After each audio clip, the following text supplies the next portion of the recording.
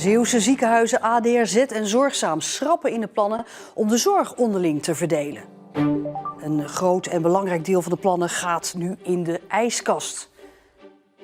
En verder in deze Zeeland nu. Ergernis over leegstaande fietsenstalling en hulpverleners in actie in plaats van politie.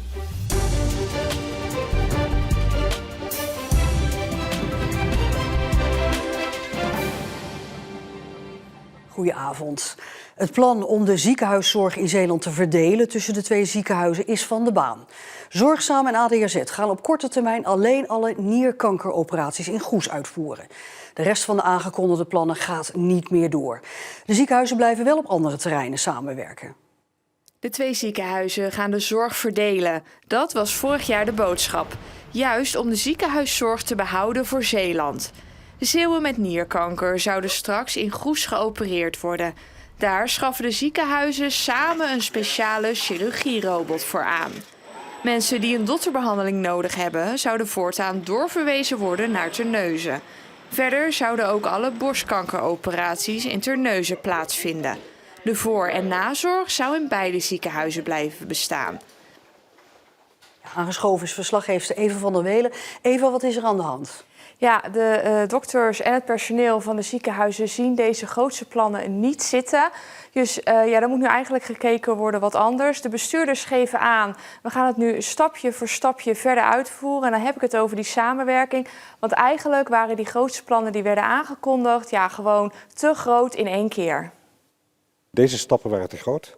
En we hebben echt met elkaar afgesproken, we moeten door, we gaan ook door, we willen ook door. Maar het moet met kleinere stappen tegelijk. Ja, want als je het zo hoort, dan zou je ook kunnen denken, ja, van uitstel komt misschien afstel. Nee, zeker niet. En dat kan ook niet. Als je kijkt wat op ons afkomt, de vergrijzing, de zorgvraag die toeneemt, de arbeidsmarktschaarste die alleen maar toeneemt. Dus wij moeten echt dingen goed met elkaar doen. Daar hebben we ook voornemens voor, daar zijn we ook vast van overtuigd. Daar zijn ook onze achterplannen echt vast van overtuigd. Dus dat komt echt, maar het moet met kleinere stappen tegelijk.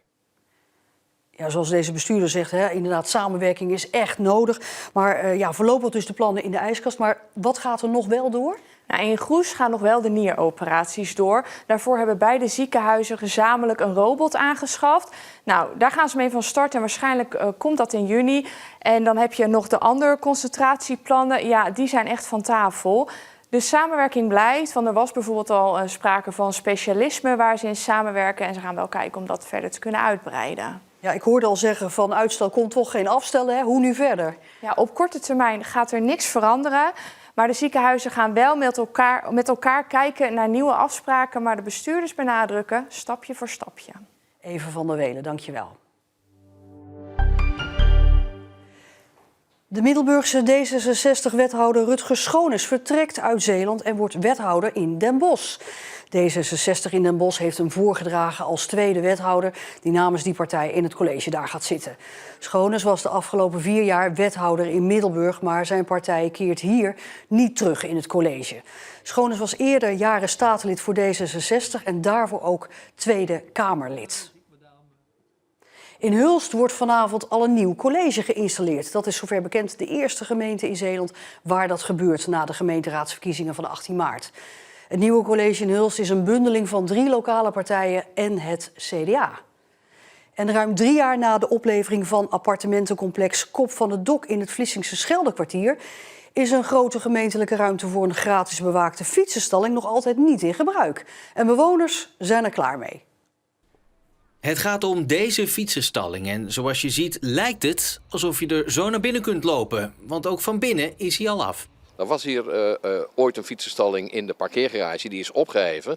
En deze is ervoor in de plaats gekomen. Dus op de website van de gemeente Vlissingen zie je nog steeds staan dat er 2 bewaakte fietsenstallingen zijn. Waaronder eentje in het centrum. Dus mensen komen hier aan en die denken, verrek, waar is die fietsenstalling nou? Die komen hier naartoe. Staat er ook gratis en bewaakt op. Nou ja, mooier kun je het niet krijgen. Dus als je hier aankomt met je dure fiets, je denkt, nou, dat is wel veilig hier. Kom je toch van een koude kermis thuis in Vlissingen. De gemeente zegt dat de stalling nog niet in gebruik is omdat er geen geschikte beheerder is gevonden. Aanvankelijk was het de bedoeling dat Orionis het beheer op zich zou nemen, maar daar is van afgezien. De gemeente hoopt binnen 6 weken met een oplossing te komen, al hebben de bewoners daar een hard hoofd in. Ik heb er wel een hoofd in, maar ze roepen allemaal met geen personeel ervoor. Nou, er lopen toch genoeg mannen bij de parkeergarage ook. Er zit er ook een stuk of 4, geloof ik. En die kunt ook hier zitten. De gemeente huurt dit. En dan denk ik, ja, ze betalen allemaal geld eraan. Dus hoe lang gaat dat duren? Misschien nog wel 5 jaar. Misschien kun je dat het aan huur kost. Het heeft daar meer dan ton gekost. Ze hebben het nog verbouwd. En ze doen er niks mee. Nou, ik vind het schandalig. Mijn gevoel hierbij is dat de gemeente geld over de balk gooit, terwijl ze dat op een andere manier veel beter kunnen besteden. Dus ik zeg op een bepaald moment, we stoppen met dat plan, we gaan dit niet meer huren en dan kan er tenminste iets anders in gebeuren. Wat dat moet zijn, daar hebben ze vast ook wel weer een briljant idee voor. Hulpverleners oproepen en niet meteen de politie erop afsturen. Dat is de opzet van een proef voor situaties met verwarde mensen op straat. Zo'n regionaal interventieteam is nu een half jaar actief in Zeeland en is inmiddels ruim 350 keer ingezet. De hulpverleners van het team verminderen de druk op de politie en hebben ook veel meer verstand van mensen met psychische problemen.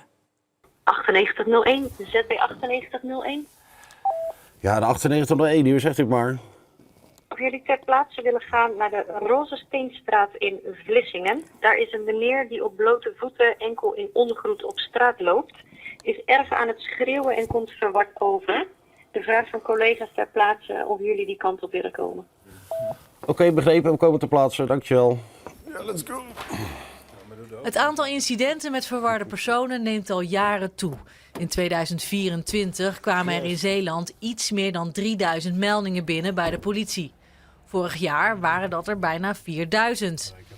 Het scheelt de politie een hoop capaciteit dat het interventieteam nu een deel van deze meldingen kan overnemen.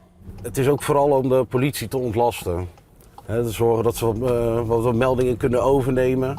Maar ook de tijd dat ze ermee bezig zijn. Dat we dat voor hen kunnen inkorten of kunnen overnemen.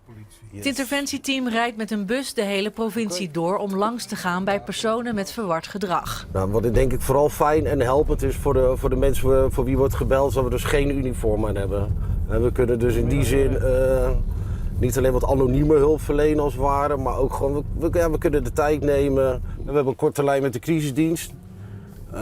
En dus het kan zijn dat we inderdaad doorverwijzen naar de GGZ. Of dat we de meldingen opnemen en kijken wat er later vanuit de gemeente voor hulp ingeschoven kan worden. Hey, goedemiddag. Ik ben Hans Velius. Wij zijn van het interventieteam vanuit de gemeente. En we zijn door de politie erbij gehaald. En kwamen even kijken hoe het gaat. Zowel Hans als chauffeur Rinus halen veel voldoening uit hun werk. Ik vind het fantastisch wat je dus voor mensen kan betekenen in de directe zin. En in de maatschappij worden zaken wel eens veroordeeld. Mensen worden gauw een stempeltje opgedrukt van dit of dat. Of het zal wel iets met drugs. Maar er zit altijd een verhaal achter die mensen. En dat vind ik één grote magneet voor mij om dit werk te blijven doen, zeg maar. Dit vind ik zo fantastisch. De proef duurt tot eind 2027, maar de betrokken partijen hopen dat het interventieteam wordt uitgebreid en uiteindelijk structureel wordt. Ze vragen al of we de diensten kunnen verlengen in ieder geval. Dus ik denk dat dat ook wel een teken aan de wand is.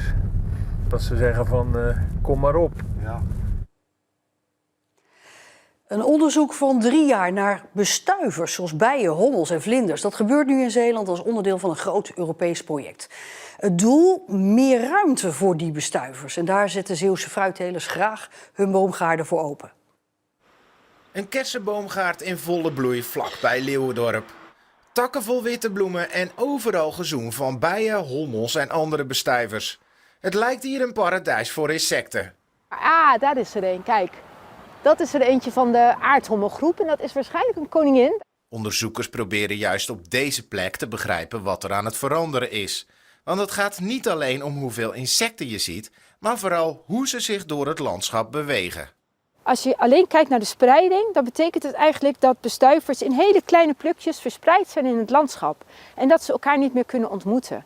En elkaar niet kunnen ontmoeten betekent dat ze zich niet goed kunnen voortplanten en dat de diversiteit verder afneemt. Dit onderzoek gebeurt niet alleen hier, maar ook in 5 andere Europese landen. Want ook daar groeien de zorgen.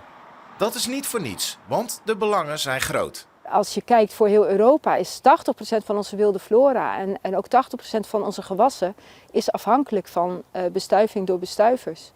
Hey Johan. Hallo. Wat leuk dat we hier mogen tellen. Ja, het is hier weer vrolijk van, hè? Fruitteler Johan Elenbaas zet de poorten van zijn boomgaard wagenwijd open.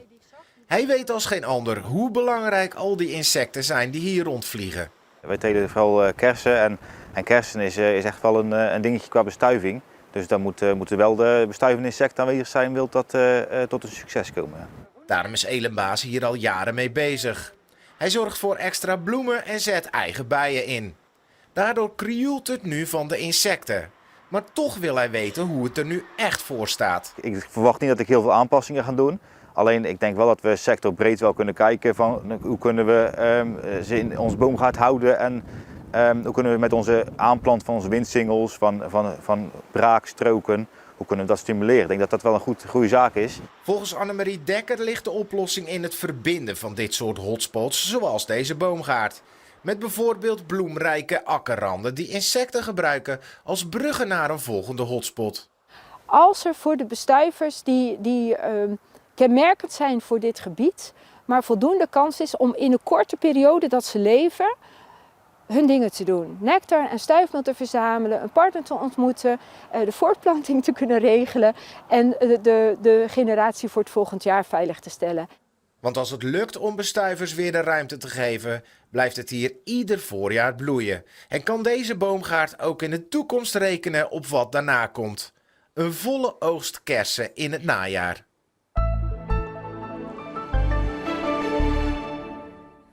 Zeeland beleefde weer een stralend zonnige lentedag. Het bleef overal droog. En het werd tussen de 14 graden aan de kust tot 18 graden op sommige plekken in Zeeuws-Vlaanderen. Komende nacht kan lokaal mist ontstaan, waardoor er morgenochtend tijdelijk wat lage bewolking aanwezig is. Maar al snel volgt dan opnieuw de zon. En blijft het droog met temperaturen tussen de 13 en 16 graden. En ook na morgen blijft het droog met zonnige perioden. Al voelen de nachten soms nog wel behoorlijk fris. En zojuist komt het bericht binnen uit Terneuzen dat de onderhandelingen met de PVV over de vorming van een nieuw college van burgemeester en wethouders, dat die onderhandelingen zijn gestaakt. De PVV met lijsttrekker Patrick van der Hoef was de grote winnaar van de gemeenteraadsverkiezingen in Terneuzen vorige maand. De partij haalde 7 van de 31 zetels en mocht dus de leiding nemen bij het vormen van een nieuwe coalitie. Maar de andere partijen hebben vanmiddag gemeld dat de inhoudelijke verschillen met de PVV zo groot zijn dat een college met deze partij voor hen niet mogelijk is. En daarom gaat de huidige coalitie de komende 4 jaar door. En meer informatie en ook eerste reacties later op onze site. En tot zover deze Zeeland Nu. Nog een hele fijne donderdagavond en graag tot morgen.